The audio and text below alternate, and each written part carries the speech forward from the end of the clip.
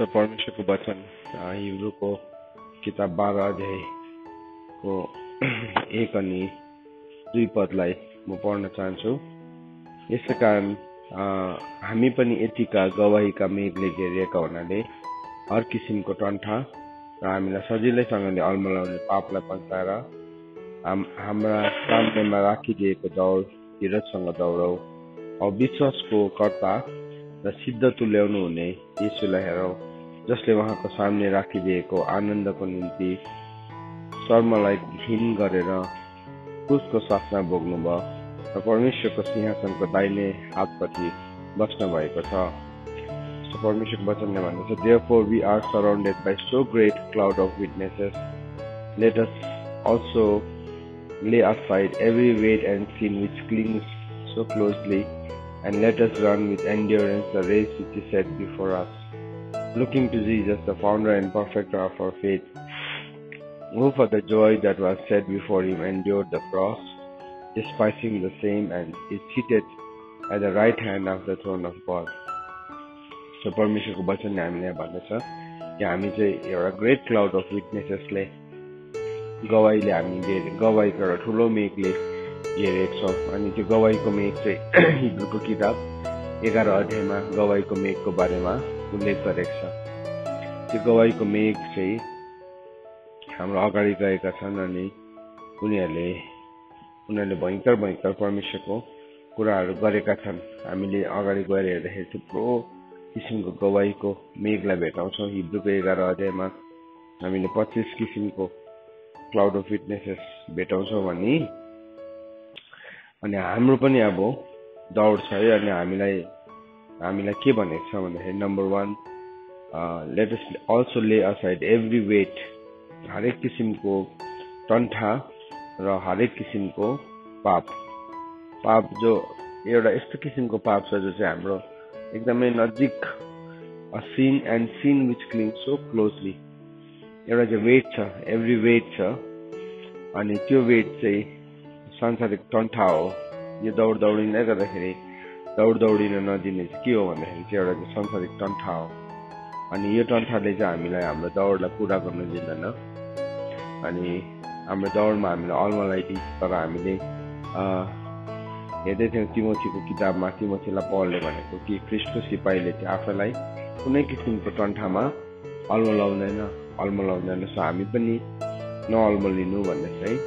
अनि अर्को चाहिँ sin which cling so closely भन्ने चाहिँ एउटा पाप छ जो चाहिँ हाम्रो यति साह्रो हाम्रो नजिक छ। त्यो चाहिँ के हो भन्दाखेरि that is our old self. त्यो चाहिँ हाम्रो पुरानो प्रवृत्ति, हाम्रो पुरानो आदत, पुरानो व्यवहार, पुरानो के भन्नु अनुशासनमा नआउनु सक्ने व्यवहारहरू। त्यो चाहिँ जसरी एउटा सिपाही पनि अनुशासनभित्र पस्छ अनि त्यो अनुशासनभित्र पस्दै गर्दाखेरि त्यो उसको अनुशासन भनेको नै उसको पुरानो स्वभावलाई हटाउनु हो। डिसिप्लिन भनेको नै उसको ओल्ड नेचरमाथि विजय पाउनु हो। डिसिप्लिनको अर्थ नै त्यही हो, उसको पुरानो स्वभावमाथि विजय पाउनु। जसरी यो सिपाही पनि उसको पुरानो स्वभावमाथि विजय पाउनु पर्छ भन्ने, त्यस्तै प्रकारले है हामी पनि त्यो पाप जो चाहिँ हामीसँग एकदमै नजिक छ, त्यो पाप जसको पनि हुनसक्छ, मूर्खता, रिस, घमण्ड, संकीर्णता, सेल्फ पिटी, त्यो कुराहरूको पनि हुनसक्छ। अनि हामी जसै जीवनमा यात्रा गर्छौँ, यात्रा गर्दाखेरि हामीलाई धेरैपल्ट हाम्रो मनभित्र प्रभुको नाउँमा हामी अगाडि बढ्दै गर्दाखेरि हामीलाई संसारले एक्लो बनाइन्छ। अनि एक्लो बनाएपछि हामीभित्र एउटा सेल्फ पिटी आउँछ, बिचारा म भन्ने एउटा विचार आउँछ। त्यो चाहिँ अघिको पाप हो। त्यो sin which cling so closely एउटा यस्तो पाप हो जो चाहिँ हाम्रो एकदमै नजिक टाँसेको छ। अघि हामी पिन्चे थियौँ, अघि हामी रिक्सा थियौँ, अघि हामी संकीर्ण थियौँ। अनि हाम्रो धेरैपल्ट त्यो पुरानो स्वभावहरू घुमेर हाम्रो जीवनमा आइहाल्छ। हिजो पनि हामीले यही विषयमा हामी दुईजना हस्बेन्ड एन्ड वाइफ बात पार्दै थियौँ कि कसरी मान्छेको जीवनको पुरानो स्वभाव फेरि पनि मान्छेको जीवनमा फर्काएर आउँछ। किन फर्केर आउँछ भन्दाखेरि चाहिँ किनभने त्यो चाहिँ जहिले पनि ढोकामा ढुकेर बसिरहेको हुन्छ। त्यो चाहिँ जहिले पनि ढोकामा ढुकेर बस्छ। अनि उत्पत्तिको किताब 4 अध्यायको 7 पदले भन्छ पापको इच्छा चाहिँ चौप्रति हुन्छ अनि त्यो जहिले पनि ढोकामा ढोकी बस्छ र तैँले त्यसलाई अधीन गर्नुपर्छ। सो यो यस्तो पाप हो जुन चाहिँ पाप चाहिँ हामी कोही कोही बेला पाप जस्तो पनि सम्झँदैनौँ अनि बाइबलले पनि भनेको छ कतिवटा पाप छ जसले मृत्युमा पुर्याउँदैन तर त्यसले हामीलाई अनन्ततामा ठुलो क्षति गर्छ। अनन्ततामा चाहिँ हाम्रो कामहरू जलेर नाश हुन्छ अनि हामी के हुन्छ त्यो दिन नाशमा पर्छौँ। तर परमेश्वरको वचनमा पहिलो दोस्रो तिमोथी 2 अध्यायको 15 पदमा के भनेको छ पढौँ न। 2 अध्यायको 14 र 15 तपाईँहरूले मसँग खोल्नुहोस्। दोस्रो तिमोथी 2 अध्यायको 14 अनि 15 मा यसरी भनेको छ तर यो कुरा तिमीहरूलाई प्रभुको दृष्टिमा कडा आज्ञा दिएर सम्झाइदेऊ। 2 अध्यायको 14 र 15 पढ्दैछु मैले दोस्रो तिमोथी। ओके 14 र 15 हो ठिकै रहेछ। यो कुरा तिनीहरूलाई परमप्रभुको दृष्टिमा कडा आज्ञा दिएर सम्झाइदेऊ कि तिमीहरूले बेफाइदाको कुरामा झगडा नगरून् जसबाट शून्यको विकार हुन्छ। सत्यको वचनलाई ठिकसँग प्रयोग गरेर शर्माउन नपर्ने खेताला चाहिँ आफूले आफैलाई परमेश्वरमा ग्रहणयोग्य तुल्याउने प्रयत्न गर। सो बाइबलले भन्दैछ हामीले चाहिँ प्रभुको जुन कुराहरू छ है हामीले यहाँ भन्दैछ कि प्रभुको कुरामा प्रभुको आज्ञाहरू चाहिँ एकदमै के गरेर तिमीले सम्झाइदेऊ, कडा आज्ञा दिएर सम्झाइदेऊ कि तिमीहरू चाहिँ बेफाइदाको कुराहरूमा झगडा नगरून्। अनि बेफाइदाको कुराहरू छ हाम्रो जीवनमा कतिवटा कुरा which is useless which is meaningless जसको चाहिँ केही पनि अर्थै छैन। हामी प्रभुको नाममा अगाडि बढ्दै जाँदाखेरि हामीलाई खेदो आउँछ। त्यो खेदो भित्र बाहिर सबै ठाउँबाट आउँछ। त्यो खेदो चाहिँ जसकोबाट पनि आउन सक्छ अनि त्यो खेदो आउने 4वटा विषय छ। हामीले त्यो विषयलाई सधैँ नै डिस्कस गरिरहेको छ। 4वटा विषय चाहिँ के हो भन्दाखेरि एउटा चाहिँ यीशु ख्रीष्टको नामको खातिर है for the name of Christ sake है। अनि अर्को चाहिँ वचनको खातिर, वचनलाई विश्वास गरेको कारणले गर्दा सबैजनाले यीशु ख्रीष्टको नाममा खेदो गर्दैन। वचनको खातिर चाहिँ इभन प्रभुलाई चिन्ने मान्छेहरूले पनि खेदो गर्छ। जब हामी वचन अनुसार जिउन थाल्छौँ, वचन अनुसार जिउने बित्तिकै के हुन्छ कतिजना मान्छेलाई पच्दैन त्यो कुरा, मान्छेलाई त होइन तर त्यो भित्र भएको काम गर्ने दुष्ट आत्मालाई अथवा अशुद्ध आत्मालाई मनै पर्दैन त्यो कुरा अनि उसले विरोध गर्न थाल्छ। अनि त्यो चाहिँ कसको लागि हाम्रो जीवनमा कष्ट आएको भन्दाखेरि चाहिँ वचनको खातिर हो। त्यो चाहिँ वचनको खातिर छ। हामी वचनको खातिर जिउँदै गर्दाखेरि तपाईँको जीवनमा तपाईँ प्रभुलाई चिन्ने परिवारमा हुनुहुन्छ होला, घरानामा हुनुहुन्छ होला, तर जबदेखि तपाईँले परमेश्वरको वचनको सत्यतालाई अझै गहिरो रूपमा बुझ्न थाल्नुभयो त्यो दिनदेखि तपाईँको जीवनमा खेदो आउँछ। त्यो चाहिँ वचनको खातिर आएको खेदो हो। अनि त्यो खेदो आउँदै गर्दाखेरि मान्छेहरू कन्फ्युज हुन्छ। किन भन्दाखेरि चाहिँ मान्छेको यही एउटा सिम्पल अन्दाज चाहिँ के हुन्छ भने ऊ पनि म जस्तै विश्वास गर्ने मान्छे हो तर किन उसले चाहिँ मलाई खेदो गरेको। उसले त बुझ्नुपर्ने प्रभुलाई विश्वास नगर्ने अरूहरूले खेदो गर्ने हो भने त ठिकै थियो। तर अब एउटा वचनलाई विश्वास गर्ने मान्छेले यो खेदो गर्दै गर्दाखेरि चाहिँ आफू पनि कस्तो लाग्छ है। त्यहाँदेखि त्यति बेला हाम्रो के आउँछ फेरि पुरानो स्वभाव नजिक आउँछ।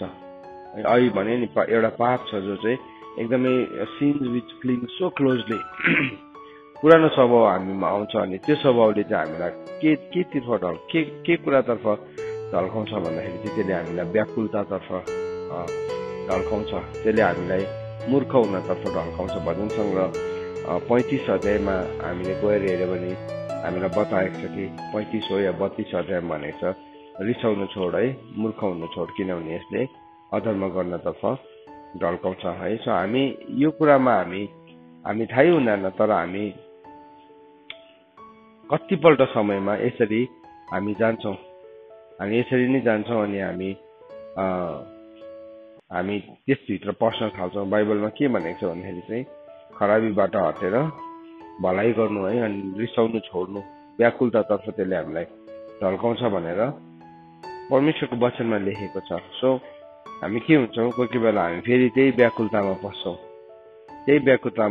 अनि हामी फेरि त्यही कुरा हामी गरिरहेको हुन्छ। 35 भनेपछि मैले 37 अध्यायको 8 पदमा रिसाउन छोड र क्रोधलाई त्याग, व्याकुल नहो, यसले खराबी गर्न तर्फ ढल्काउँछ। सो हाम्रो जीवनमा हामी कोही बेला व्याकुल भइहाल्छौँ अनि व्याकुल हुने थुप्रो कारणहरू छ बाइबलमा भनेको छ परमप्रभुको सामने चुपचाप बस आफ्नो मार्गमा फलिफाप हुने मानिसको कारण र खराब युक्तिहरू निकाल्ने मानिसको कारण व्याकुल नहो। दुईटै कुराले गर्दाखेरि हामी व्याकुल हुन्छौँ। यो दिनहरूमा हामी जसै परमेश्वरको वचन अनुसार हाम्रो जीवनमा आत्मिक युद्धहरू हामीले गरिरहेका छौँ, हामीलाई थुप्रो किसिमले व्याकुलता लिएर आउँछ अनि त्यो व्याकुलताले के गर्छ भन्दाखेरि चाहिँ हामीलाई खराब कुराहरू गर्न लाउँछ।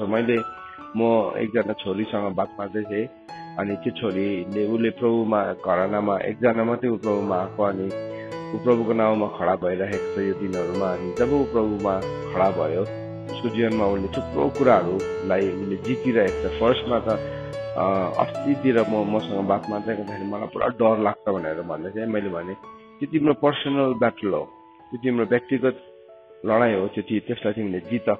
त्यहाँदेखि त्यो छोरी त्यो लडाइँलाई उसले जिते। साँच्चै नै उसलाई सुत्नु आँखा बन्द गर्यो कि एकदमै भूतहरू आएर तर्साउने, एकदमै उसलाई बाँध्ने, उसलाई एकदमै। त्यहाँदेखि उसले के गर्न थाल्यो, उसले जित्यो, डराउनु छोड्यो त्योसँग।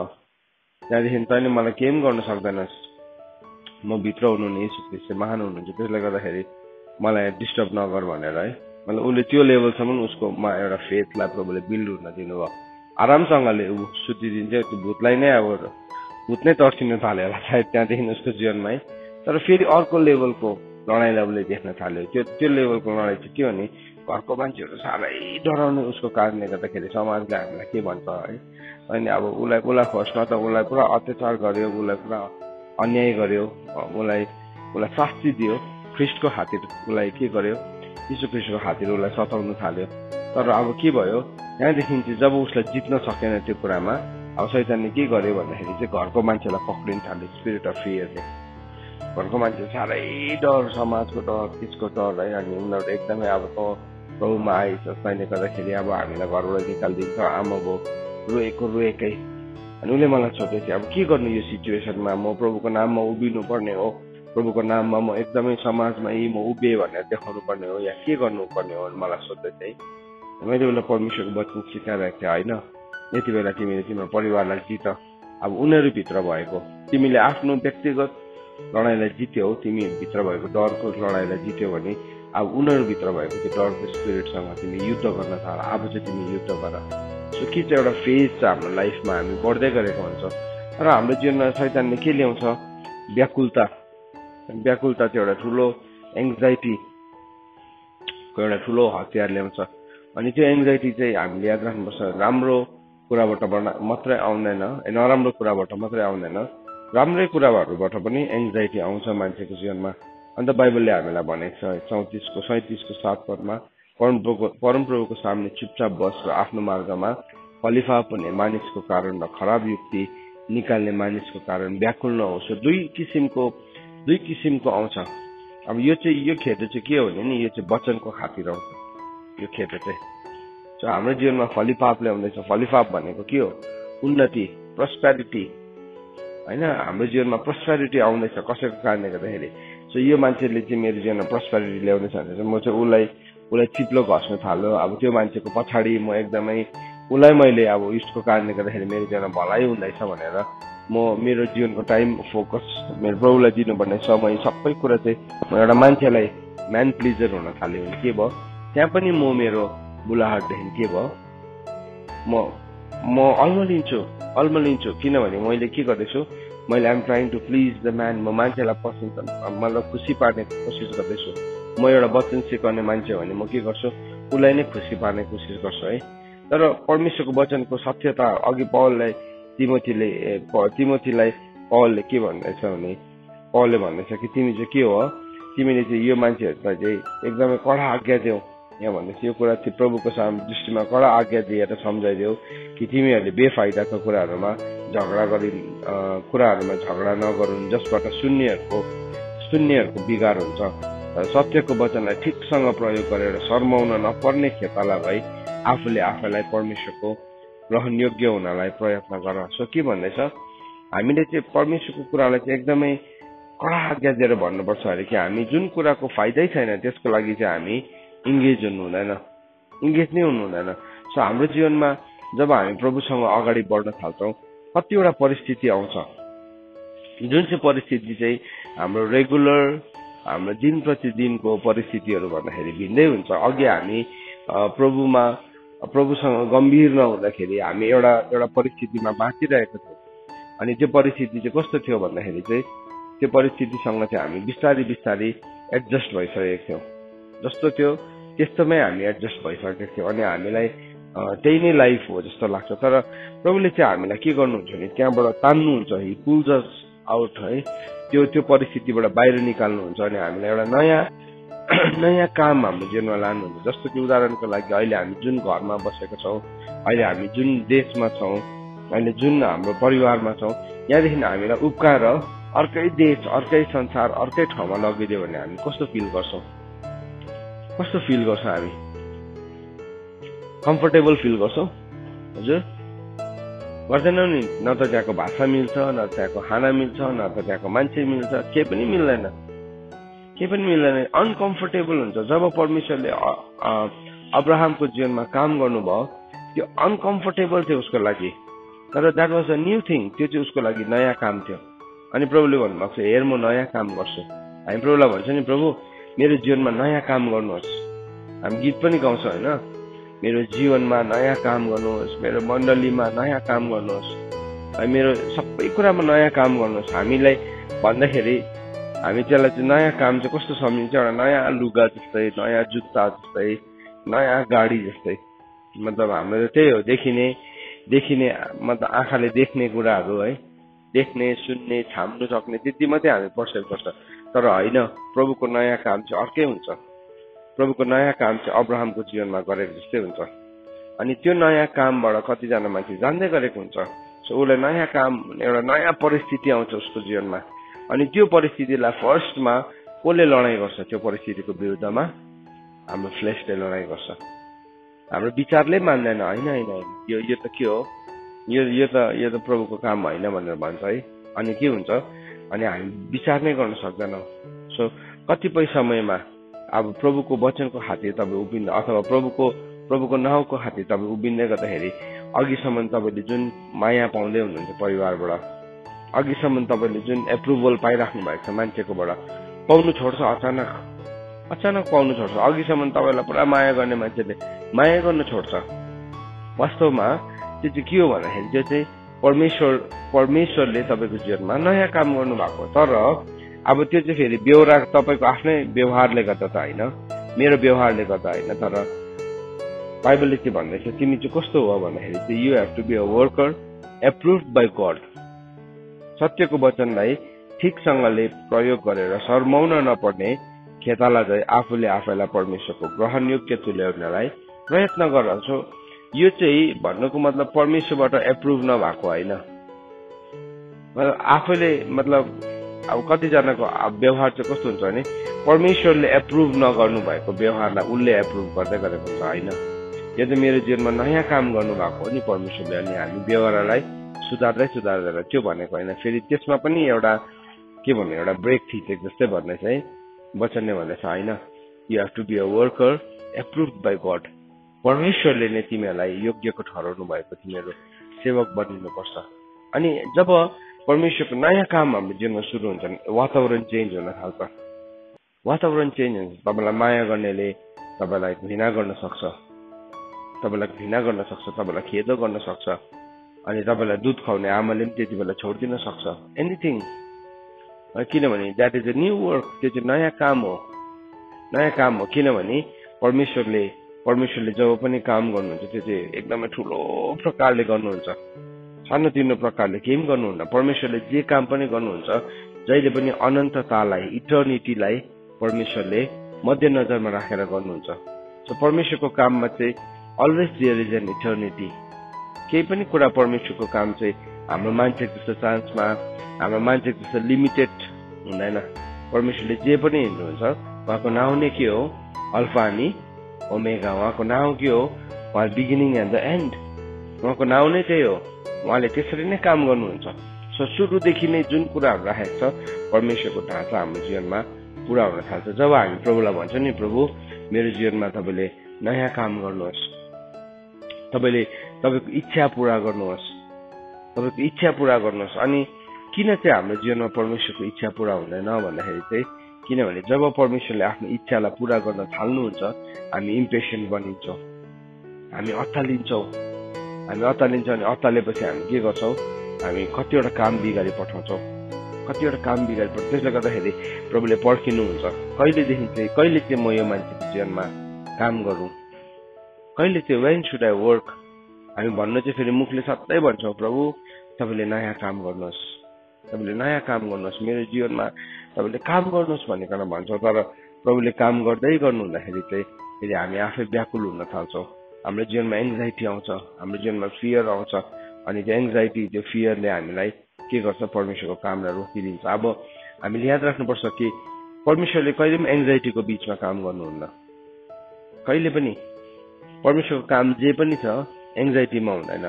परमेश्वरको काम ह्युमन फियरमा हुँदैन, मान्छेको डरमा हुँदैन। त्यसले गर्दा हामीले कसैलाई इन्फ्लुएन्स गर्दाखेरि नि हामीले एङ्जाइटीले इन्फ्लुएन्स गर्दैछौँ भने, यदि हामीले फियरले, हामीले उसलाई डरले या व्याकुलताले हामीले उसलाई प्रभाव पार्दैछौँ भने त्यो व्याकुलता या त्यो डर चाहिँ जुन छ त्यो चाहिँ परमेश्वरपट्टिबाट होइन। अनि परमेश्वरले त्यसको बिचमा काम नै गर्नुहुन्न। त्यो चाहिँ हाम्रो इमोसन मात्रै हो। हामीलाई लाग्छ हामी बुद्धिमानी छौँ, हामी ज्ञानी छौँ जस्तो लाग्छ, तर परमेश्वरले काम गर्नुहुन्न। दाउदको जीवनमा भजन सङ्ग्रह 34 अध्यायमा के भनेको छ, यस दुःखी मानिसले परमेश्वरलाई पुकारा गर्यो र परमेश्वरले उसलाई उसको डरहरूबाट छुटाउनु भयो। कति बेला लेखेको त्यो वचन, जब ऊ साउलदेखि भाग्दै थियो, जब ऊ पलिस्तीहरूको सिमानामा पुगेको थियो, जब ऊ आकिस भन्ने राजाको अगाडि पुगेको थियो, उसले पग्ला जस्तो व्यवहार गर्दै थियो। अनि उनीहरूलाई लागिरहेको थियो कि अब मेरो यो पग्ला जस्तो व्यवहारले चाहिँ परमेश्वरले मेरो जीवनमा काम गर्नुहुन्छ भनेर। तर त्यो पागल जस्तो व्यवहारले चाहिँ परमेश्वरले उसको जीवनमा काम गर्नु भएको थिएन। तर उसले के भन्नेछ, यो दुःखी मान्छेले चाहिँ परमेश्वरलाई पुकारा गर्यो मैले, अनि परमेश्वरले के गर्नुभयो, मलाई मेरो सबै डरहरूबाट बचाउनु भयो। परमेश्वरको काम चाहिँ हाम्रो फियर, हाम्रो एङ्जाइटी, त्यो सबैको बिचमा परमेश्वरले त्यो सबै एलिमेन्ट्सहरूलाई लिएर काम गर्नुहुन्न। परमेश्वरले भन्नुहुन्छ पहिला शान्त हो, बी स्टिल, शान्त हो अनि जान कि म परमप्रभु हो। होइन, त्यही भन्नुभएको छ नि प्रभुले हामीलाई, बी स्टिल एन्ड नो, त्यो शान्त बसेर जान कि म परमप्रभु हो। तिमी शान्त बसेर तिमी फर्केर आउँदा, तिमी पर्खिँदाखेरि चाहिँ तिमीले के पाउँछौ, तिमीले शक्ति पाउँछौ। तर तिमी चाहिँ के गर्छौ, तिमी चाहिँ मान्दैन। यशायाको किताब 30 अध्यायको 15 पदमा मानिसहरूले के भने अरे, प्रभुले के भन्नुभएको छ हेरौँ न, यहाँ पनि हेरौँ है। अन्त अहिले हामीले यो आत्मिक लडाइँ लड्दै गर्दाखेरि हामीले कतिजनाले यो कुराहरूलाई अनुभव गरिरहेको छ। आज म तपाईँहरूलाई सेयर गर्न चाहन्छु हामी कसरी चाहिँ यस्तो सिचुएसनमा कसरी हामी ह्यान्डल गर्छौँ त भन्ने कुरालाई। 15 पढ्छु, किनभने परमप्रभु परमेश्वर इजरायलका पवित्र परमप्रभुले भन्नुभएको छ, फर्की आउँदा र विश्राम लिँदा तिमीहरूको उद्धार हुनेछ। मौन बसेर भरोसा राख्दा तिमीहरूलाई शक्ति मिल्नेछ। तर तिमीहरू त चाहन्नौ, तर तिमीहरूले भन्यो, हामी त घोडामा सवार भएर भाग्नेछौँ, यसै कारण तिमीहरू भाग्नुपर्छ। यसो पनि भन्यो, हामी चाँडो हिँड्ने पशुहरूमाथि सवार हुनेछौँ, यसै कारण तिमीहरूलाई खेद्नेहरू पनि द्रुत गतिमा आउँछ। 1 जनाको धम्कीले 1000 जना भाग्नेछौ, 5 जनाको धम्कीले नै तिमीहरू भाग्नेछौ। तिमीहरू पर्वतको टाकुरामा खडा रहेको एउटा डन्डा र झन्डा चाहिँ हुनेछौ। प्रभुले भन्नुभयो शान्त भएर बस। प्रभुले भन्नुभयो चुपचाप पर्खे। परिस्थिति आउँछ अनि हाम्रो लागि हामीलाई व्याकुल बनाउने कुराहरू आउँछ। अब यो पनि एउटा उयो है, शैतानले हामीलाई अत्तलाउँछ पनि। जब हामी आत्तिएको बेलामा चाहिँ जहिले पनि के हुन्छ, मिस्टेक्स हुन्छ। जहिले पनि आत्तिएको मिस्टेक। हिजो पनि हामीले सिक्दै थियौँ नि है, हामी 3-4वटा कुराले हामी के हुन्छौँ हाम्रो जीवनमा, हामी डराउँछौँ। एउटा चाहिँ के हो, हाम्रो हातबाट समय निस्केर जाँदाखेरि है, अनि हाम्रो जीवनमा हाम्रो प्रभाव कम्ती हुँदै गर्दाखेरि। अनि अर्को चाहिँ के थियो, लास्टको चाहिँ हाम्रो साथीको सफलतालाई देख्दाखेरि पनि हामी कोही बेला आत्तिन्छौँ। अनि आत्तिएको बेलामा चाहिँ मान्छेले जहिले पनि मिस्टेक गर्छ। याद राख्नुहोस् है, हाम्रो गल्ती चाहिँ नि आत्तिएको बेलामा हुन्छ।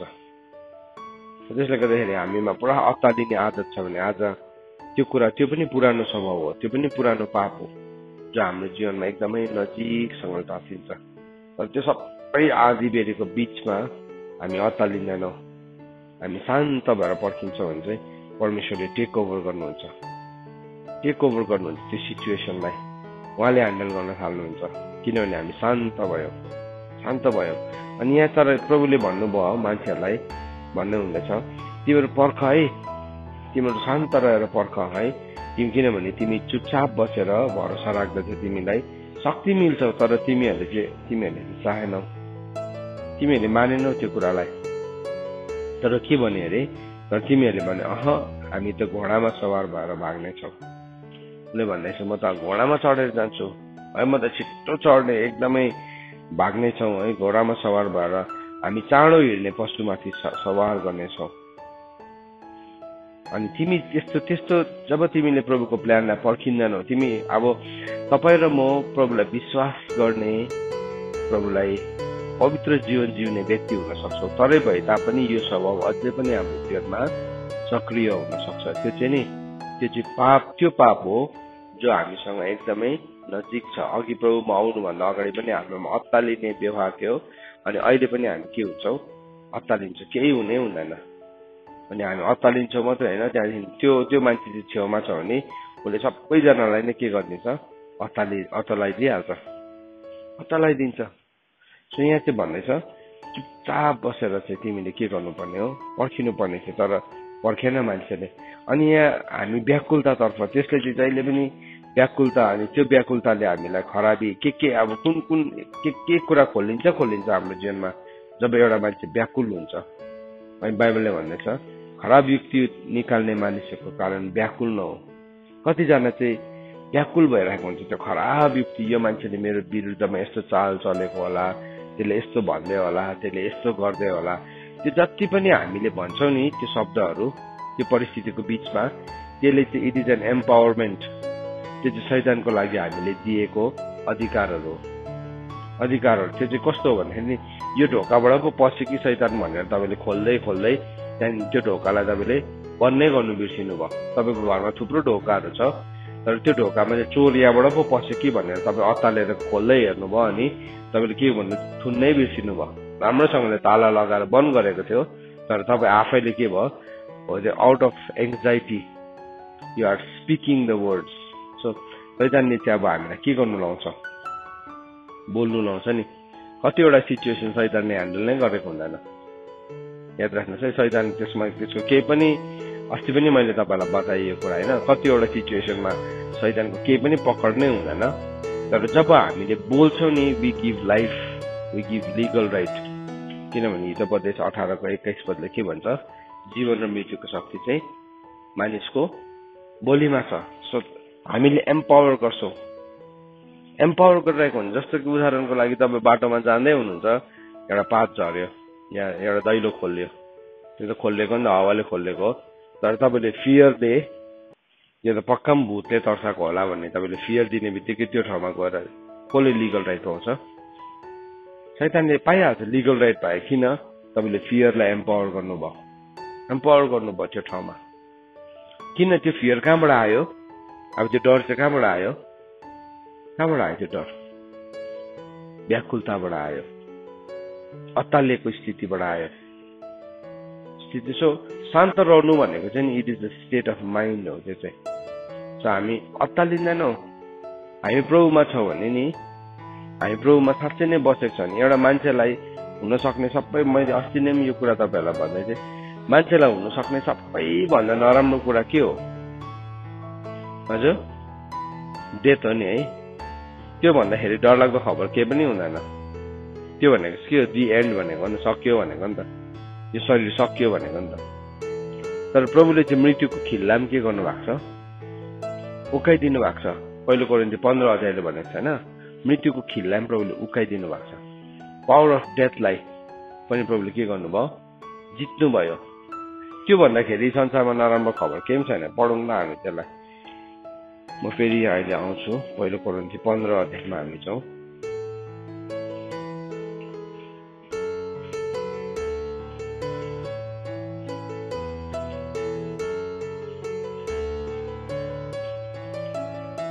पहिलो कोरिन्थी 15 अध्यायको कतिमा छ भने 45 मा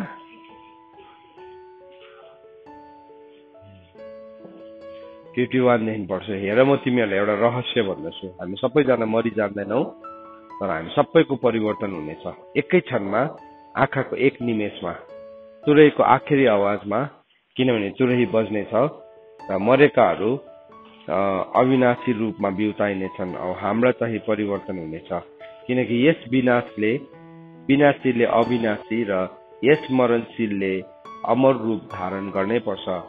तर जब यस विनाशीले अविनाशी धारण गरेको र मरणशीलले अमर धारण गरेको हुन्छ, तब लेखिएको त्यो कुरा पूरा हुनेछ, मृत्यु विजयमा निल्यो। मृत्युलाई चाहिँ नि प्रभुले के गर्नुभयो? विजयमा निलिसक्नु भएको छ। उहाँले निलिसक्नु भएको छ। ए मृत्यु तेरो विजय कहाँ? ए मृत्यु तेरो खिल कहाँ? मृत्युको खिल पाप हो र पापको शक्ति व्यवस्था हो। यो व्यवस्था भनेको चाहिँ मृत्युको व्यवस्था, ल अफ डेथ भनेको। सो ल अफ डेथ थियो नि, एउटा मान्छे मर्छ, मान्छे it is appointed for man to die, मान्छेको लागि मर्न नियुक्त भएको छ। त्यो चाहिँ के हो? द्याट इज अ ल। र त्यो ललाई चाहिँ प्रभु यीशु ख्रीष्टले के गर्नुभयो? त्यसलाई जित्नुभयो। उहाँले ओभरकम गर्नुभयो, उहाँले ओभर पावर गर्नु, उहाँले जित्नुभयो, त्यसको खिललाई उहाँले उकाइदिनु भयो। अब त्यो शक्तिले चाहिँ हाम्रो जीवनमा काम गर्छ। सो एउटा मान्छेको जीवनमा उसले सुन्न सक्ने सबैभन्दा नराम्रो खबर चाहिँ के हो भन्दाखेरि चाहिँ त्यो मान्छेको मृत्यु भएछ है। हिजो देखिरहेको, अघि त्यहाँ देखिरहेको त्यो मृत्यु भएछ। तर प्रभुमा हुनेहरू बाइबलमा भनेको छ, प्रकाशको किताब 14 अध्यायमा भनेको छ, 14 अध्यायको 13 पदमा भनेको छ, अब उपरान्त प्रभुमा सुत्नेहरू के हो? धन्यको हो। अब उपरान्त प्रभुमा मर्नेहरू, सुत्नेहरू धन्यको हो। किन भन्दाखेरि चाहिँ उसको लागि त्यो मृत्यु त के हो? उसको कामबाट विश्राम पो हो। विश्राम हो उसको लागि, त रेस्ट हो। सो हामी प्रभुसँग हिँड्दै गर्दाखेरि शैतानले अझै पनि त्यो पुरानो हतियारहरूलाई, त्यो पुरानो स्वभावहरूलाई अझै पनि हाम्रो जीवनमा ल्याउन चाहन्छ, अनि त्यो स्वभावमा हामी अझै पनि त्यो स्वभावलाई हामीले छोडेको छैन भने चाहिँ हामी अत्तालिन्छौँ, हामी डराउँछौँ, अनि हामी के हुन्छौँ? व्याकुल हुन्छौँ। मान्छेले हामीलाई छोडेर जाँदाखेरि, हामी एक्लो हुँदाखेरि। किनभने तपाईँ प्रभुमा आउनुभयो, प्रभुसँग तपाईँ गम्भीर रूपमा हेर्न थाल्नुभयो। अघिसम्म त तपाईँ जस्तो सबै चलिराख्नु भएको थियो, त्यति बेला केही फरक परेको थिएन, संसार पनि ठिकै थियो, तपाईँलाई संसारको हिसाबले मान्छेले माया पनि गरिरहेको थियो, पाइ पनि राख्नु भएको थियो। तर अब तपाईँको जीवनमा नयाँ काम सुरु भयो नि। जब एउटा नयाँ काम सुरु भयो, नयाँ काम सुरु हुने बित्तिकै के भयो? एउटा नयाँ परिस्थितिलाई तपाईँले सामना गर्नुभयो। अनि मान्छेको फर्स्ट रियाक्सन चाहिँ के हुन्छ? त्यो परिस्थितिलाई हेरिकन शैतानले ल्याएको यो। शैतानलाई पो हामीले परिस्थितिको मालिक बनाउँदै गरेको हुन्छ। तर त्यो काम चाहिँ कसले गरिराख्नु भएको हुन्छ? वास्तवमा परमेश्वरले हो। शैतान पनि इन्भल्भ हुन्छ। जस्तो अयुबको जीवनमा नि जब जाँच आयो, त्यो जाँच आउनु कसले दिनुभएको थियो? परमेश्वरले। तर यताबाट मान्छेहरूले हेर्दाखेरि चाहिँ कस्तो लागिरहेको थियो? त्यो चाहिँ शैतानले गरेको जस्तो लागिरहेको थियो नि त। तर प्रभुले हुन दिनुभएको हो नि त। किनभने जसले परमेश्वरलाई प्रेम गर्छ र जो चाहिँ परमेश्वरको उद्देश्यमा बोलाइएको छ, उनीहरूलाई चाहिँ सबै कुरा मिलिकन प्रभुले भलाइमा उत्पन्न गराउनुहुन्छ। सो त्यो परिस्थितिले हामीलाई नम्र बनाउँछ। त्यो परिस्थितिले गर्दाखेरि हाम्रो नाकले भुइँ छुन्छ। हामीले भयङ्कर सम्झिरहेको हुन्छ आफैलाई, तर त्यो परिस्थितिको अगाडि यस्तो हामी नाकले भुइँ छुन्छ। हामीलाई नम्र बनाउँछ। त्यो परिस्थितिले हामीलाई चेन्ज गर्छ। त्यो चाहिँ के हो? परमेश्वरले एउटा हतियार चलाउँदै हुनुहुन्छ हाम्रो जीवनमा, हामीलाई राम्रो बनाउने हतियार चलाउँदै गर्नुभएको हुन्छ। अनि जब हामी त्यो परिस्थितिबाट बाहिर निस्किन्छौँ, हामी भित्र एउटा परमेश्वरको स्वभाव बढेको हुन्छ। त्यो चाहिँ के हो भने वी बिकम हम्बल, हामी नम्र बन्नेका हुन्छौँ। त्यो परिस्थितिले चाहिँ हामीलाई यदि नम्र बनाएको छैन, हाम्रो फाइट चाहिँ कहाँ हो? यहाँ छ हाम्रो फाइट चाहिँ त्यो परिस्थितिमा हामी हम्बल नै हुन चाहँदैनौँ। त्यो परिस्थितिले चाहिँ मलाई के लेसन दिँदैछ, त्यो लेसनलाई नलिएर चाहिँ I want to fight that हो नि। त्यो परिस्थितिमा शैतान पनि इन्भल्भ छ। एकदमै शैतानले पनि इन्भल्भ गरेर के चाल देखाएर त्यसले पनि त्यो के भन्नु, भलको माछा पक्रिनु खोजे जस्तै त्यसले पनि त्यसको जाल लिएर आइहाल्छ। जब मान्छेको जीवनमा परिस्थिति आउँछ नि त्यो चुपचाप बस्दैन, त्यसले पनि जाल लिएर आउँछ। तर त्यसलाई पनि परमेश्वरको ग्रेट प्लान चाहिँ थाहा छैन, त्यसलाई परमेश्वरको ग्रेट प्लान थाहै छैन, याद हुँदैन त्यसलाई। अनि तर हामीले जब नबुझ्दाखेरि चाहिँ हामीले त्यसलाई के गर्छौँ, एम्पावर गर्छौँ। पहिलो कोरिन्थी 2 अध्यायको 9 अनि 10 पदमा हामीले गएर पढ्यो भने त्यहाँ के भनेको छ पढौँ न हामी। पहिलो कोरिन्थी 2 अध्यायको 9 अनि 10 पदमा 8 देखि पढ्छु। 8 देखि जो यस संसारका ओके होइन माथि 7-6 देखि नै पढ्नुपर्ने छ। तापनि पाकाहरूका बीचमा, अब यो पाका भनेको चाहिँ मच्योर्डहरूको बीचमा भन्ने छ, बीचमा हामी ज्ञानका कुरा गर्दछौँ, तर यस संसारको ज्ञान र संसारको नाश हुने शासकको ज्ञान होइन। पहिलो कोरिन्थी 2 अध्यायको 6 देखि पढ्दैछु मैले अहिले। तर हामी परमेश्वरको ज्ञान रहस्यमा बोल्दछौँ, अर्थात् त्यो छिपेर रहेको ज्ञान जो परमेश्वरले हाम्रो महिमाको निम्ति युग युग भन्दा अघि नै ठहराउनु भएको थियो। एउटा यस्तो ज्ञान छ जो चाहिँ छिपेको छ, एउटा यस्तो विजडम छ जो चाहिँ रिभिल भएको छैन। तर त्यो चाहिँ कहिले परमेश्वरले राख्नु भएको थियो अरे भन्दाखेरि चाहिँ युग युग बनिनुभन्दा अगाडि नै। सो हामी चाहिँ एउटा युगमा छौँ अहिले है, हामी एउटा युगमा छौँ, पृथ्वीको युगमा छौँ हामी। तर युग युगहरू बनिनुभन्दा अगाडि नै। सो एजेस भनेको छ। सो अब भन्नु एजेस भनेको चाहिँ अब कतिवटा एजेसको कुरा। परमेश्वरको योजना चाहिँ यो पृथ्वी बनिनुभन्दा अगाडि पनि एउटा युग थियो, अहिले पनि पृथ्वीको युगमा छौँ हामी, यहाँदेखि उता पनि हामी फेरि नयाँ युगमा पस्छौँ। सो त्यो एजेस त्यो सबै बनिनुभन्दा अगाडि नै परमेश्वरले एउटा मिस्ट्रीलाई राख्नु भएको छ, एउटा रहस्यलाई राख्नु भएको छ। त्यो रहस्य चाहिँ नि यस्तो बजारमा जतासुकै पाउने होइन, त्यो चाहिँ के हो, छिपेको छ। त्यो लुकेको जतासुकै चाहिँ ढुङ्गा पाउँछ, हिरा चाहिँ नि लुकेको हुन्छ होइन। ढुङ्गा त जतासुकै पाउँछ नि, आजको दिनमा त्यो पनि पाउनु छोडिसक्यो। तर भए पनि अब पाउँछ हिरा। हेरी त हिरा चाहिँ जतासुकै पाउँदैन, त्यो चाहिँ दबाएर राखेको छ भित्र हो त्यो कुराको है। अनि यहाँ भन्दैछ तर हामी परमेश्वरको ज्ञान रहस्यमा बोल्दछौँ, अर्थात् त्यो छिपेर रहेको ज्ञान जो परमेश्वरले हाम्रा महिमाको निम्ति युग युग भन्दा अघि नै ठहराउनु भएको थियो, जो यस संसारको कुनै पनि शासकहरूले जान्दैन। सो यो त्यो ज्ञान चाहिँ संसारको शासकहरूले जान्दैन। 5 रुलर्स छन् होइन, कुनैलाई पनि थाहा छैन, कसैलाई पनि थाहा छैन। त्यो चाहिँ कसैलाई पनि त्यसको त्यो कुरा चाहिँ जान्दैन त्यो कुरा चाहिँ। तर त्यो कुरा चाहिँ कसले जान्दैछ, चर्चले जान्दैछ। त्यो कुरा चाहिँ प्रभुको ट्रु सर्भेन्टहरूले जान्दैछ।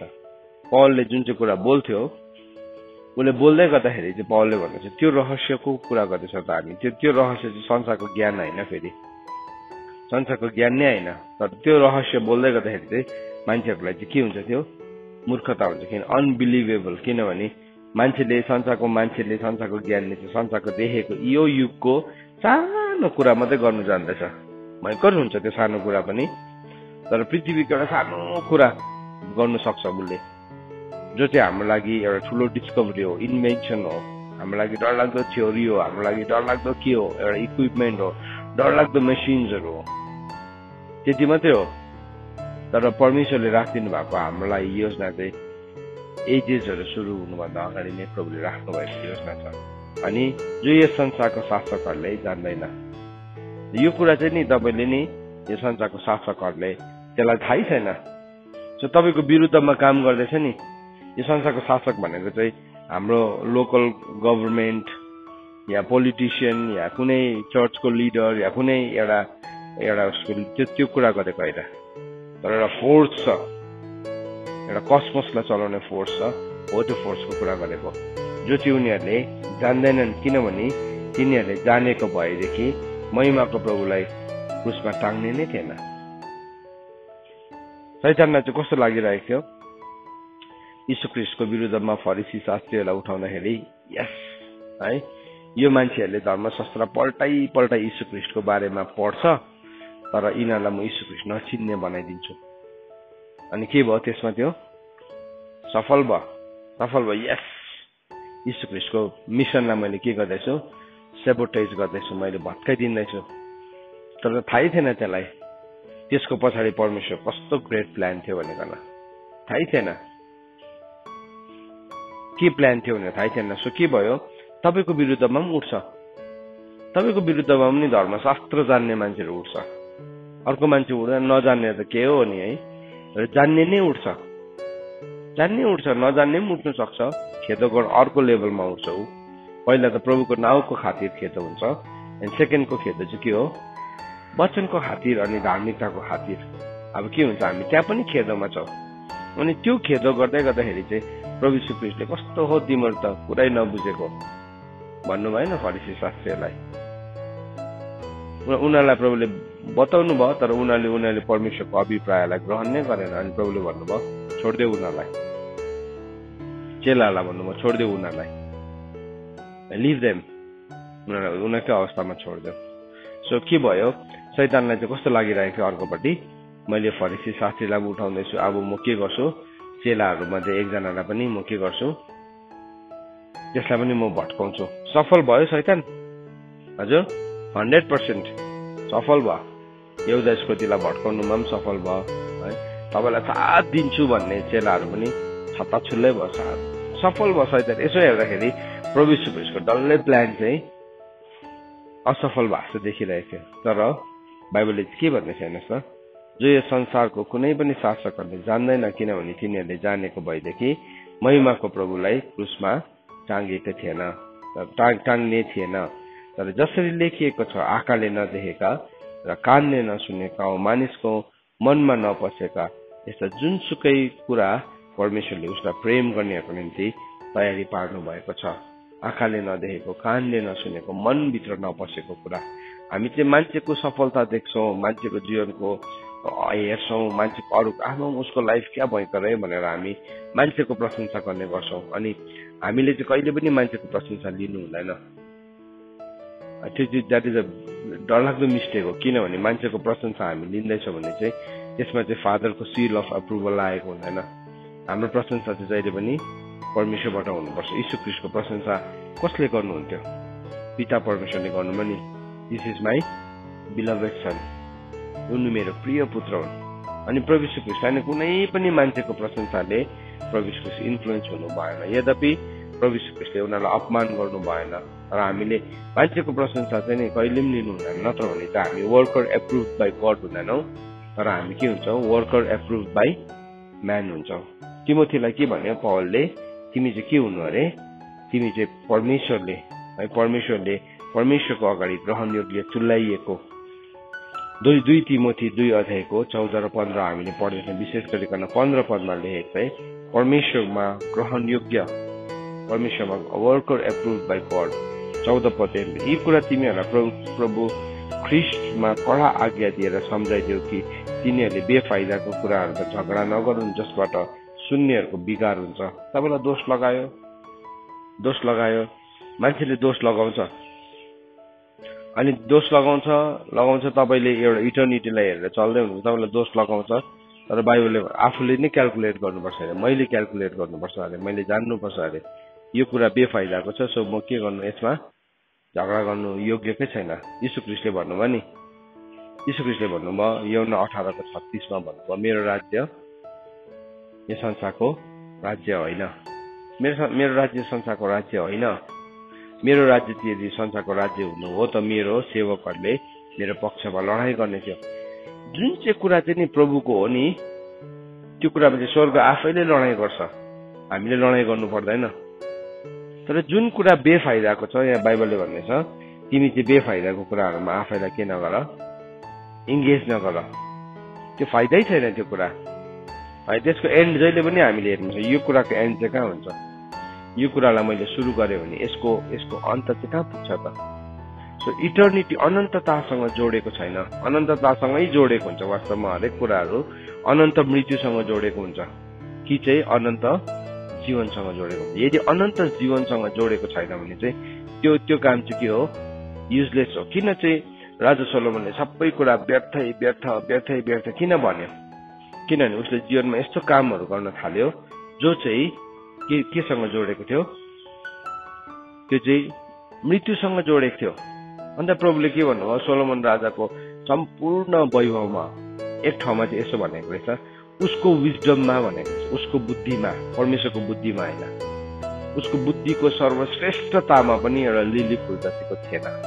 त्यो चाहिँ उसको बुद्धिमा, परमेश्वरको बुद्धिमा होइन। परमेश्वरको बुद्धिमा त हामी के छौँ? हामी प्राइसलेस छौँ, हामी बहुमूल्य छौँ। प्रभुले भन्नुभएको छ, हेर त मेरो दृष्टिमा के छस्? अनमोलको छस्, त मेरो लागि प्राइसलेस छस्। तर आफ्नै बुद्धिमा चाहिँ हामी के छौँ? युजलेस छौँ, युजलेस छ। अन्त उसले के भन्यो? सबै कुरा व्यर्थ, सबै कुरा व्यर्थ। तर यहाँ परमेश्वरको वचनले के भन्दैछ? हामी चाहिँ सबै कुरा व्यर्थ, जीवनको एन्डमा हामीले चाहिँ सबै कुरा व्यर्थ होइन है। हाम्रो समय सही थियो, हाम्रो जीवनको everything was meaningful, everything is meaningful. सबै कुरा चाहिँ अर्थपूर्ण। प्रभु यीशु ख्रीष्टले कहिले पनि भन्नु भएन सबै कुरा व्यर्थ छ भन्नु भएन, उहाँले कहिले पनि भन्नु भएन। किनभने यीशु ख्रीष्ट चाहिँ परमेश्वरको विजडम हुनुहुन्छ। पहिलो कोरिन्थी 1:30 भन्छ। सो परमेश्वरको विजडमले चाहिँ व्यर्थ भन्दैन, मान्छेको विजडमले चाहिँ के भन्छ? Everything is vain and meaningless. किन भन्दाखेरि हाम्रो जीवनको टाइम त्यसमै इन्भेस्ट गर्छौँ। व्यर्थमा हामीले इन्भेस्ट गर्यो भने हावालाई रोप्यो भने केसको कटनी हुन्छ? बतासको कटनी हुन्छ, बतासको कटनी हुन्छ। सो यहाँ पनि के भन्दैछ त भन्दाखेरि चाहिँ हामीले व्यर्थको कुराहरूमा हामी झगडा गर्नु हुँदैन, हाम्रो टाइमलाई इन्भेस्ट गर्नु हुँदैन। होइन भने त हामी फर्केर जवाब दिन थाल्छौँ, हामी भन्न थाल्छौँ, हामी के गर्छौँ? हामी बुझाउन थाल्छौँ, हामी डाइरेक्टली भन्छौँ, इन्डाइरेक्टली भन्छौँ, लेखेर भन्छौँ है, जताएर भन्छौँ, भन्ने कोसिस गर्छौँ। म चाहिँ सही नै हो भनेर प्रुभ गर्ने कोसिस गरिरहेको हुन्छौँ। सक्यो आजको दिनको समय, 24 घण्टा त्यसमै गएको। परमेश्वरले सबै कुराको हिसाब लिनुहुन्छ भनेको छ। जुन कुरा होइन हामीले त्यो कुरा गर्नु छोडेपछि मान्छेले हामीलाई के भन्छ त? जुन कुरा चाहिँ इटर्निटीसँग जोडेको छैन, मान्छेले त्यो गर्नु छोडेपछि फर्स्टमा हामीलाई थुप्रो नामहरू दिन्छ। यो त असामाजिक छ, यो त कसैसँग, अब यसलाई त अब यसलाई प्रभु भाव भइगयो, केही पनि नचाहिने के दोष लगाउँछ। अन्तमा के गर्ने? छोडिदियो, यो पागल हो भन्छ। पागल भने पौलले भनेको छ, म पग्लायो भने पनि प्रभुको खातिर है, मूर्खै हो भने पनि प्रभुको खातिर। लास्टमा चाहिँ त्यही भन्छ नि त है। तर यहाँ भन्ने छ, तर तिमीले चाहिँ के गर भन्दाखेरि चाहिँ तिमीले चाहिँ सत्यको वचनलाई ठिकसँग प्रयोग गर। सत्यको वचनलाई गलतसँगले पनि प्रयोग गर्न सकिन्छ। त्यसको मतलब अन्तत बाइबलले भन्दैछ सत्यको वचनलाई तिमीले ठिकसँगले प्रयोग गर। सो हामी इमोसनल सत्यको वचनसँग नै हाम्रो भावना जोडिदिनुहोस् त, के हुन्छ? सत्यको वचनसँग हामीले हाम्रो भावना इमोसन जोड्यो के हुन्छ? ठिक हुँदैन, त्यो ठिक हुँदैन। पौलले भनेको छ तिमोथीलाई, तिमीले कष्ट भोग, तिमीले प्रचारकको काम गर, हर बेला समय रह। अब त्यो सत्यको वचन हो नि है, त्यो वचनलाई नै हामीले इमोसन गरिदिउँ त हामी के गर्छौँ? हामीले त्यो कुराहरू गर्नु छोडिहाल्छौँ। हामी के हुन्छ? परमेश्वर प्रेम हुनुहुन्छ, परमेश्वरले बुझ्नुहुन्छ नि, परमेश्वरले के हामीलाई दुःख दिनुको लागि बनाउनु भएको हो, त्यो खालको रिजनिङहरू हामी जान्छौँ।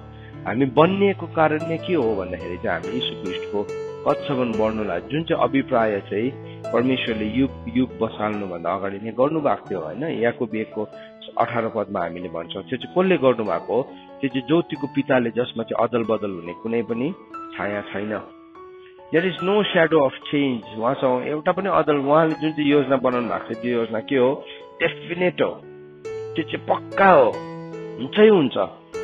त्यो योजना एकदमै फुल प्रुफ हो। तर हामीले चुज गरेनौँ भने हामी चाहिँ भन्छौँ म पर्खिँदिनँ, म चाँडै चढ्ने घोडामा चढेर भाग्छु, यो परिस्थितिलाई म आफै ह्यान्डल गर्छु भन्ने के हुन्छ? हामीले परमेश्वरको योजनालाई पुरा भएको देख्दैनौँ। शैतानले यीशु ख्रीष्टको बारेमा अघि मैले भनेको थिएँ, यीशु ख्रीष्टको विरुद्धमा फरिसी, शास्त्री सबैजनालाई उठाउँदै गर्दाखेरि शैतानलाई कस्तो लागिरहेको थियो? यस मैले जितेँ। प्रभु यीशु ख्रीष्ट वान अफ द चेलाहरूमध्ये एकजनालाई पनि धोका दिनलाई प्रयोग गरे। शैतानलाई कस्तो लागिरहेको थियो? मैले जितेँ। यीशु ख्रीष्टलाई क्रुसमा चढाएर मार्दाखेरि, ठट्टा गर्दाखेरि के लागिरहेको थियो? मैले जितेँ लागिरहेको थियो। तर नि जुन दिन यीशु ख्रीष्टको पुनरुत्थान भयो नि, शैतानलाई ग्रेटेस्ट सक भयो। यस्तो अनरिपेयरेबल, त्यसले कहिले पनि बनाउनै नसक्ने, कहिले पनि त्यसले नि त्यसको अब त्यो चेन्ज नै गर्नु नसक्ने इस्ट्याब्लिस भयो। अब पालो चाहिँ तपाईँ र मेरो छ। हामी अलरेडी प्रभु यीशु ख्रीष्टले विजय गरेर दिइसक्नु भएको छ हामीलाई। अब हाम्रो जीवनमा चाहिँ अब शैतानले फेरि त्यही कुराहरू ल्याउँछ। अझै पनि हाम्रो जीवनको पनि योजना चाहिँ थाहा छैन त्यसलाई, तर त्यसले अन्दाज चाहिँ लगाएको छ। अस्ति नै त्यसले डरलाग्दो घुसी त भेटेको छ, यस्तो खालको पञ्च भेट्यो, कहिले पनि अब उठ्नै नसक्ने है, त्यस्तो खालको पञ्च भेट्यो। तर त्यसले अन्दाज चाहिँ लगाउँछ यो मान्छेको जीवनमा के पोसिबिलिटिज छ, के पोसिबिलिटिज छ। सबै यीशु ख्रीष्टलाई ट्राई गर्दै गर्दाखेरि चाहिँ यीशु ख्रीष्टलाई चाहिँ सबै टफ विपरीत सिचुएसनसँग ट्राई गर्यो। तर आज तपाईँ र मलाई ट्राई गर्दाखेरि त्यसले अझै एउटा न्यू एडभान्स अपडेटेड त्यसको थ्योरीसँग त्यसले ट्राई गर्छ। त्यो चाहिँ के हो, हाम्रो लागि विपरीत होइन, हाम्रो फेभरको सिचुएसन्सहरूसँग हामीलाई टेस्ट गर्न थाल्छ। सो त्यो चाहिँ के हो भने नि, त्यो सिन हो जो चाहिँ हाम्रो नजिक बस्छ। अन्त यहाँ अघि हामी भजनसँग 37 अध्याय र हामीले हिब्रूको किताब 12 अध्यायलाई कम्पेयर गर्दै पढ्दैछौँ है। यहाँ के भन्दैछ, आफ्नो मार्गमा फलिफाप हुने मानिसको कारण र खराब युक्ति निकाल्ने मानिसको कारण। सो त्यो पनि अलरेडी परमेश्वरको वचनमा लेआउट गरिदिएको छ हामी लागि। हाम्रो जीवनमा फलिफाप हुँदैछ, आमा तिमी त कस्तो भयङ्कर, तिमी त के हामीलाई मक्ख बनाउने कुराहरू आउँछ, हामीलाई यस्तो भयङ्कर भन्ने कुराहरू आउँछ। शब्द मात्रै हुन्छ, एम्प्टी वर्ड्सहरू मात्रै हुन्छ वास्तवमा त्यो। अथवा त्यसले इन्भेस्ट पनि गर्छ हाम्रो जीवन। एउटा मान्छेको सोललाई, एउटा मान्छेको प्राणलाई त्यसले लानु हो भने त्यसले यति साह्रो ठुलो लगानी पनि गर्छ। त्यसले धन सम्पत्ति, नाम, फेम के इन्भेस्ट गर्छ। किनभने एउटा मान्छेको डेस्टिनी यीशु ख्रीष्ट चाहिँ उहाँको महिमामा उठ्दाखेरि एज अ म्यान कस्तो देखिएको थियो, कस्तो देखियो, शैतानले देखेको विटनेस गरेको हो नि त, त्यसलाई विटनेस गरेको। प्रभु यीशु ख्रीष्टको पावर अफ रेजरेक्सनलाई चाहिँ त्यसले विटनेस गरेको। त्यति बेला नै त्यसको मृत्युको किल उकेको, त्यति बेला नै त्यो मृत्यु र पातालको साँचाहरू त्यसको हातबाट खोसेको। अनि त्यही बुलाहाटमा चाहिँ हामी सबैलाई पनि बोलाएको छ। अनि त्यो सक त्यसले भेटेको छ क्या। त्यो सक चाहिँ नि अब म सामेलकोबाट भेट्न चाहदिनँ भनेर त्यसले के गर्छ, it wants to make it sure. So के हुन्छ, ओके सेल्भेसन ठिकै छ, ओके यसले पाप गर्दैन ठिकै छ, तर यसलाई म अल्मलाउने कुरा चाहिँ दिन्छु। किनभने अल्मल्यो भने चाहिँ यो प्रभुको महिमामा हुँदैन। यसले मलाई ग्रेटेस्ट सक अफ लाइफ दिँदैन, के गर्छ, अल्मलाउने कुरा पठाइरहन्छ हाम्रो जीवनमा। अनि के हुन्छ, हामी हाम्रो दौडलाई दौडन सक्दैनौँ। सो के छ, दुईवटा कुरा भने हिब्रूको किताब 12 अध्यायमा होइन। फर्स्टमा चाहिँ के भन्यो, तिमीलाई तिम्रो टन्ठा र अल्मलाउने कुरा। तर त्यसको बादमा अझै दुईवटा कुरा भनेको छ, जम्मा 4वटा कुरा भनेको छ है। सो त्यो अर्को दुईवटा कुरालाई पनि हामी हेरौँ के भनेको छ त्यो। त्यहाँ के भनेको छ भन्दाखेरि चाहिँ, किनभने हर किसिमको टन्ठा र हामीलाई सजिलैसँगले अल्मलाउने पाप है, सजिलैसँगले अल्मलाउने पाप होइन, त्यो नजिकको पाप हो, एकदमै नजिकको पाप हो, जसले हामीलाई व्याकुलता, खराबी के तर्फ ढल्काउँछ। पन्चाएर हाम्रो सामनेमा राखिदिएको दौड धीरजसँग दौड। विश्वासको कर्ता र सिद्ध तुल्याउनु हुने यीशुलाई हेरौँ, जसले उहाँको सामने राखिदिएको आनन्दको निम्ति। नम्बर 1 के छ, अब त्यो हाम्रो अगाडि चाहिँ आनन्द छ, देयर इज अ जोय छ। त्यो जोय चाहिँ हाम्रो अगाडि चोइस हो। त्यो प्रभुले चाहिँ हामीलाई आफ्नो आनन्द दिनु भएको छ, परमेश्वरले आफ्नो शान्ति हामीलाई दिनु भएको छ। तर अन्टिल एन्ड अनलेस हामी त्यसलाई चुनाव गर्दैनौँ, हामी त्यसलाई चुन्दैनौँ, तबसम्म त्यो शान्ति चाहिँ हाम्रो हुँदैन, त्यो आनन्द चाहिँ हाम्रो हुँदैन। सो प्रभु यीशु ख्रीष्टले कसरी त्यो क्रुसलाई एन्ड्योर गर्नुभयो भन्दाखेरि चाहिँ नम्बर 1 भन्ने छ, उहाँको अगाडि राखिदिएको आनन्दलाई हेर्नुभयो अरे। आनन्द छ हाम्रो अगाडि। मानिलिनुहोस् यो एउटा तपाईँ कहीँ जाँदै हुनुहुन्छ, तपाईँको अगाडि आनन्द छ, ठुलो जोय छ। तर त्यो जोयलाई चाहिँ तपाईँले त्यति बेला मात्रै रिसिभ गर्न सक्नुहुन्छ जब तपाईँ त्यो क्रुस बोकेर अगाडि बढ्नुहुन्छ।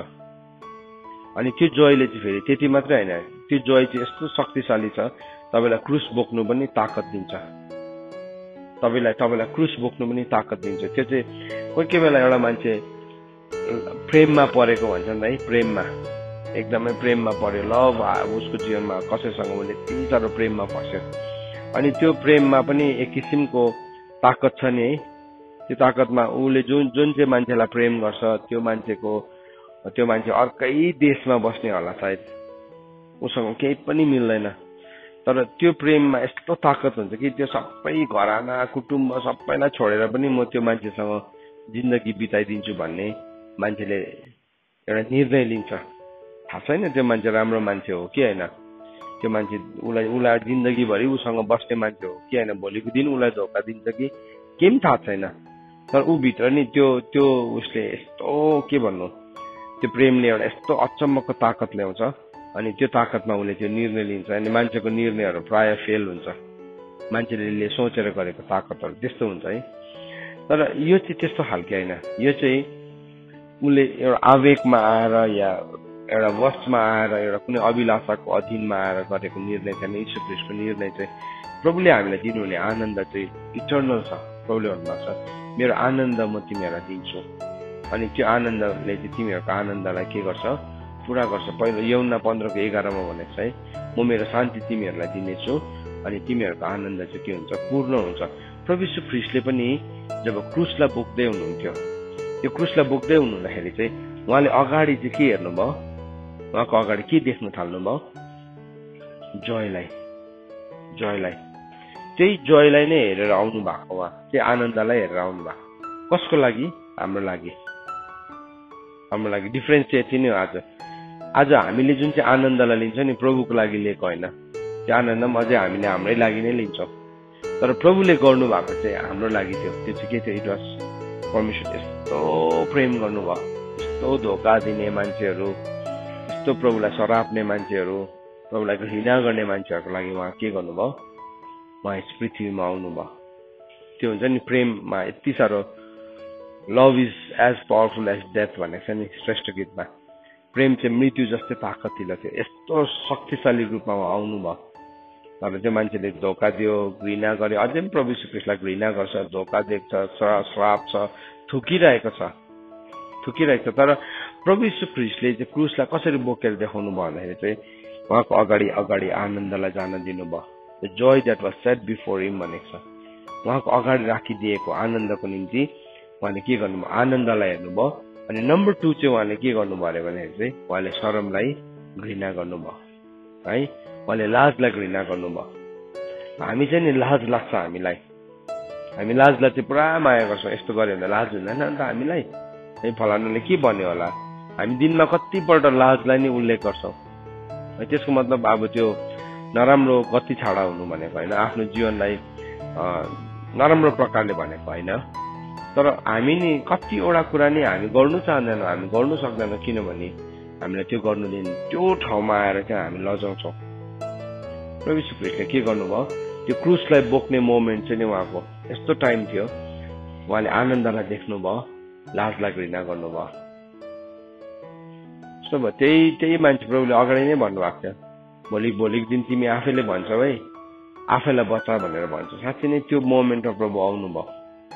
जुन चाहिँ मान्छेहरूलाई रोटी खुवाउनु भएको थियो, तिनीहरूले क्रुसमा चढाउ भनेर कतिजनालाई उहाँले निको पार्नुभयो, तिनीहरूले पनि क्रुसमा चढाउ भनिरहेको थियो।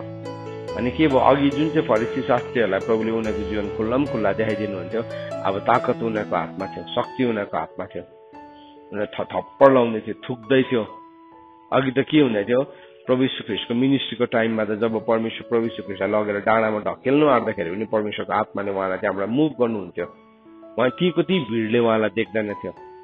तर अब त्यो सबै कभरिङ के भएको थियो, शटडाउन भएको थियो। अब उहाँलाई चाहिँ जतिजनाले हेला गर्न सक्ने, घृणा गर्न सक्ने, लाज गर्न सक्ने कतिजनाले थुक्दै थियो त्यो भिडबाट। यीशु ख्रीष्टलाई त्यो सिपाहीहरूले थुक्यो, थप्पड लगायो, दारी लुच्यो।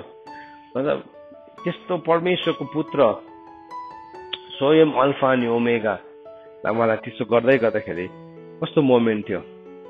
तर उहाँले के गर्नुभयो, लाजलाई घृणा गर्नुभयो। त्यति बेला लाजलाई अस्ति हामीले हेऱ्यौँ नि, हामीले लाजलाई घृणा गर्नुपर्ने चाहिँ घृणा भन्ने भावना चाहिँ नि हामीले एउटा कुराको लागि जोगाएर राख्नुपर्छ, त्यो चाहिँ के हो, लाजको लागि।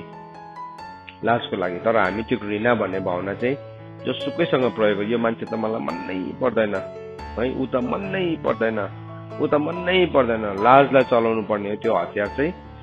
याद राख्नुहोस् है, त्यो घृणा जुन चाहिँ छ नि, त्यो घृणाको हतियार चाहिँ हामीले लाजमाथि प्रयोग गर्नुपर्छ। प्रभु यीशु ख्रीष्टले नि सबै हतियारहरूलाई सही प्रकारले युज गर्नुभयो, सही प्रकारले। अनि त्यो लाजलाई घृणा गर्नुभएको कारणले गर्दाखेरि उहाँ चाहिँ के हुनु भने उहाँले चाहिँ क्रुसलाई बोक्नुभयो, क्रुसको सासना बोक्नुभयो। अनि त्यो क्रुसको सासनाले चाहिँ उहाँ के गर्नुभयो, त्यसको बादमा उहाँ परमेश्वरको सिंहासनको दाहिनेपट्टि बस्नु भएको छ। यीशु ख्रीष्ट चाहिँ गइकन बसालिनु भयो, दाहिनेपट्टि बसालिनु, परमेश्वरको सिंहासनको दाहिनेपट्टि बसालिनु भयो। अनि यस कारणले गर्दाखेरि हामीलाई भन्दैछ 3 पदमा, किनभने पापीहरूबाट उहाँको विरुद्ध भएको यतिका विवादहरू सहनु हुनेर विचार गर, औ मन शिथिल भएर तिमीहरू पनि थाकेर नजाऊ। किन यो भनेको हामीलाई? किन भनेको यो वर्ष 3? तिमीहरू मन शिथिल भएर थाकेर नजाऊ किन भनेको? हजुर आपलाई के भन्न रोहितले? ओके, किनभने अर्को एउटा मेन रिजन चाहिँ के हो भने हामी पनि त्यही बाटो भएर जान्छौँ। त्यही बाटो भएर जाँदाखेरि हामीले पनि त्यही एक्सपिरियन्सलाई हामीले सामना गर्छौँ। जुनै पनि लेभल, चाहे तिमी एउटा बालक हौ, तिमी जवान हौ, तिमी प्रौढ व्यक्ति हौ, हुर्केको व्यक्ति हौ, तिमी will go through that thing. So यो दिनहरूमा प्रभुको छोराछोरीहरू जसहरूले यी आत्मिकी लडन्तहरूलाई युद्धलाई लड्दैछ, यो आफ्नो जीवनको लडन्तलाई चाहिँ जितिसकेको छ। अब हामीले युद्धलाई जित्नुभन्दा पहिला चाहिँ हामीले आफ्नो व्यक्तिगत लडन्तलाई जित्नुपर्छ। यो कुरालाई घरिघरि हामीले सिकिरहेको छौँ, मैले घरिघरि तपाईँलाई भनि पनि रहेको छु, अनि हामीले अभ्यास गर्नुपर्छ। तर जब हामी लडन्त लड्छौँ, त्यहाँदेखि युद्ध पनि भन्छ नि, जुन चाहिँ स्पिरिचुअल वारफेयर भनेको चाहिँ यस्तो हो। स्पिरिचुअल वारफेयर, अब आत्मिकी संसारमा मैले यस्तो भूतात्माहरूलाई स्वर्गदूतले आएर लडाउँदै गरेको देखेँ, त्यो चाहिँ मेनिफेस्टेसन हो। तर रियल इस्युजहरू चाहिँ के डिल हुँदै गरेको त्यति बेला यो कुराहरू हाम्रो जीवनमा डिल हुँदै गरेको, त्यसको जुन त्यो डिमोनिक फोर्सेसहरूले हेभेनली प्लेसेसबाट कन्ट्रोल गर्दै गरेको बेला चाहिँ यस्तै कुराहरू हुन्छ हाम्रो जीवनमा, लाज, घृणा के इत्यादि कुराहरू हुन्छ। अनि त्यो ठाउँमा चाहिँ नि जब हामी सबै जित्दै जान्छौँ, हामी यीशु ख्रीष्टको पूर्णतासँग हामी आउँदै गरेको हुन्छौँ। तर स्पिरिचुअल वारफेयरमा चाहिँ अर्कै देख्छ, त्यो चाहिँ कस्तो हो भन्दाखेरि चाहिँ अब कम्प्युटरको बाइनरी नम्बर जस्तै हो। कम्प्युटरमा चाहिँ हामीले माउस चलाउँछौँ, क्लिक गर्छौँ, डिजाइन गर्छौँ, फोटोसप गर्छौँ, के गर्छौँ, के भयो त्यसले यता त मजाले सजिलोसँगले तपाईँको हातले यसो माउस चलाउँदाखेरि सबै चलेको देख्छ। तर वास्तवमा त्यसको मदरबोर्डभित्र, त्यसको सर्किटभित्र चाहिँ बाइनरी नम्बर्सहरू चल्दै गरेको, 010101111000 चल्दै गरेको, कमान्ड त्यति मात्रै हुन्छ। तर त्यो हेऱ्यो भने त अरे माथि त अर्कै नक्सा बनिन्छ, यहाँभित्र 0 र 1 को लडाइँ छ। हो त्यस्तै नै हो स्पिरिचुअल वारफेयर पनि, एउटा कुरालाई देख्दै गरेको हुन्छौँ, तर वास्तवमा डिलिङ चाहिँ हाम्रो जीवनको अर्कै कुराको हुँदै गरेको। त्यो चाहिँ के हो नि, हामीभित्र यीशु ख्रीष्टको रूप बनिँदै गरेको हुन्छ। That is the real spiritual warfare. त्यो चाहिँ साँच्चीकै आत्मिकी लडन्त हो, युद्ध हो त्यो चाहिँ। सो त्यो युद्धमा चाहिँ हामीभित्र जब यीशु ख्रीष्टको स्वरूप पुरा बनिसकेको हुन्छ, अब त्यो ग्लोरीमा उठेको छोराछोरीहरूले चाहिँ के गर्छ, सबै कुरालाई स्वतन्त्र गराउन सक्छ। If the sun sets you free then you are free indeed. अर्को ठाउँमा प्रभुले के भन्नुभयो, तिमीहरूले जसको अपराधलाई क्षमा गर्छ तिनीहरूको अपराध के हुन्छ, क्षमा हुन थाल्छ है। अब त्यो लेभलसम्म पनि अब त्यो मान्छे उठ्छ। त्यसको मतलब चाहिँ सेल्भेसन चाहिँ मबाट आउँछ भनेको होइन, मान्छेबाट उद्धार आउँछ भनेको होइन। तर के भयो, त्यो मान्छेले बोल्नु सक्छ। हुर्केको छोराले चाहिँ, राजाको छोराले चाहिँ मलाई लोन लागेको छ अरे, मलाई राजाको ऋण लागेको छ भने चाहिँ राजाको छोराले आएर भन्छ नि, राजकुमारले उसले भन्छ, लु तिम्रो ऋण माफ, मैले लेखेर दिएँ लु भनेपछि के हो, त्यो चाहिँ ग्यारेन्टी हो। किनभने कसले भनेको थियो, राजाको छोराले भनेको। किन? उसकोमा त अधिकार छ नि त, बाउको अधिकार उसले के गर्दैछ, छोराले प्रयोग गर्दैछ। त्यस्तै प्रकारले हाम्रो जीवनमा पनि हामीले त्यो ठाउँमा उभिन सक्छौँ। अनि यौना 8:36, यौना 20 अध्यायको 23 पदहरू हाम्रो जीवनमा के हुन थाल्छ, पुरा हुन थाल्छ। हामी के गर्छौँ, हामीले त्यो अधिकारलाई बोल्छौँ, त्यो अधिकारलाई हामीले डिक्री गर्छौँ अनि मान्छेको जीवनमा त्यो कुराहरू बोल्दै गर्दाखेरि छुटकारा आउँछ। किनभने हामीले त्यही मोडललाई, यीशु ख्रीष्टले ल्याएको मोडललाई हामीले अप्नाइरहेका हुन्छौँ। सो आज म तपाईहरुलाई के भन्न चाहन्छु भने we have to be worker approved by God परमेश्वरले एप्रुभ गर्नुभएको हामी सेवकहरु बनिनुपर्छ मान्छेले एप्रुभ गरेको हैन है अनि त्यो एप्रुभ गरेको मान्छेले चाहिँ के गर्छ अरे उले सत्यको वचनलाई ठीकसँगले प्रयोग गर्छ याद राख्नुस् है सत्यको वचनलाई ठीकसँग प्रयोग गर्दै गर्दाखेरि चाहिँ हाम्रो इमोसन हाम्रो थट हाम्रो सिचुएसन्सहरुले त्यो वचनको इन्टरप्रिटेसन्सहरु ल्याउनु हुँदैन तर परमेश्वरको वचन जे हो त्यो वचनले मलाई पनि काट्छ मेरो पनि आत्मा र प्राणको जोड्नीलाई काटिदिन्छ मेरो पनि हड्डी र मासुको जोड्नीलाई काटिदिन्छ अनि हामी त्यति बेला गलत कुराहरु बोल्दैनौं जुन चाहिँ कुराले गर्दा शैतान एम्पावर हुन्छ एम्पावर हामी बोल्दैनौं हामी साच्चै नै वाइज हुन्छौं बोल्नु भन्दा अगाडि हामी वाइज हुन्छौं हैन भने चाहिँ हामी स्पिरिचुअल वारफेयर गर्दै गरेको हुन्छौं तर हात हतियार शत्रुलाई फेरि हामी आफै सप्लाई गर्दै गरेको हुन्छौं हाम्रो बोलीले हाम्रो विचारले हाम्रो हेराइले हाम्रो व्यवहारले हामीले नै हामीलाई बिगार्ने मलाई नाश गर्ने हात हतियार चाहिँ मैले नै शत्रुलाई दिँदै गरेको हुन्छु तर म मेरो विजडममा चल्छु भने चाहिँ मैले त्यसको डिफरेन्सलाई राम्रोसँगले बुझ्छु आजको बिहानी घडी हाम्रो दौडलाई हामी दौडिँदै छौं सबैजना अनि यो दौडलाई हामी धीरजसँग दौडौं हामीलाई अल्मलाउने पुरानो स्वभावको पापहरु टन्ठाहरुलाई हामीलाई प्रभुले हामीले त्यहाँबाट निकाल्दै हुनुहुन्छ हामीले प्रभुलाई भनेका छौं प्रभु नयाँ काम गर्नुहोस् नयाँ काममा चाहिँ नयाँ वातावरण हुन्छ नयाँ एन्भाइरोमेन्ट हामी यी भित्रै छौं घरै भित्र छौं तर भएमा हामी नयाँ एन्भाइरोमेन्ट अकि जस्तो मलाई प्रार्थना गर्ने बोझ नै भएको छैन हो त्यही हो नयाँ एन्भाइरोमेन्ट किनभने तिमी कहाँ पुग्यो एउटा नयाँ वातावरणमा पुग्यो अब ती गर्न थाल गर्दै गर्दाखेरि के गर हिब्रूको किताब 12 अध्यायको 1 र 2 पद अनुसार तिमीले के गर तिमीलाई अल्मलाउने टन्ठालाई त्याग तिमीलाई अनि त्यो पाप जो तिम्रो नजिक छ त्यसलाई हटाऊ लाजलाई घृणा गर अनि तिम्रो अगाडि आनन्दलाई हेर्दै